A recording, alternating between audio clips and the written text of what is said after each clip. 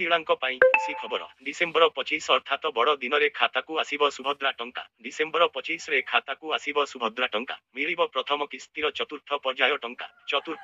टंका पठाइबाकू जांच प्रक्रिया जारी रही डिसेम्बर 6 सुधा योग्य और अयोग्य तालिका आसीब महानगर निगम ब्लॉक स्तर रे तालिका प्रकाश पाइब परवर्ती 7 दिन आपत्ति अभियोग ग्रहण कराजिब जेउ आवेदनकारींकर आवेदन ग्रहणीय होई पारि नाही सेनै जांच चालिछि बोली सरकार कहिसंती सूचना और लोकसंपर्क विभाग पक्षरु गणमाध्यमकू एही सूचना प्रदान करा जाइछि डिसेम्बर 1 सुधा 1,36,36,000 आवेदन ग्रहण होइछि सुभद्रा योजना पाई जिल्लावारी जांच आरंभ होइछि जेउ स्थान गुड़िकरे कम पंजीकरण होइछि सेही स्थान को सरकार फोकस रे रखुछंती एहा व्यतीत जेउ सबु जिल्लारे अक आवेदन खारज होइछि सेही स्थान गुड़िकरे सीडीपीओंक तत्वावधान रे जांच प्रक्रिया आरंभ होइछि किंतु आवेदन खारज होइथिबा हिताधिकारी असंतोष प्रकाश करिबा परे सरकार सतर्क होइछंती जिल्लावारी जांच करिबाकू प्रक्रिया आरंभ होइछि कम पंजीकरण और अधिक आवेदन अग्राह्य होइथिबा स्थान को गुरुत्व देउछि विभाग सूचना योग्य सेप्टेम्बर 17 रे भुवनेश्वर रे सुभद्रा योजनार शुभारंभ करिथिले प्रधानमंत्री नरेंद्र मोदी अक्टोबर 9 रे बारिपदारे द्वितीय पर्याय टंका प्रदान करिथिले मुख्यमंत्री मोहन माझी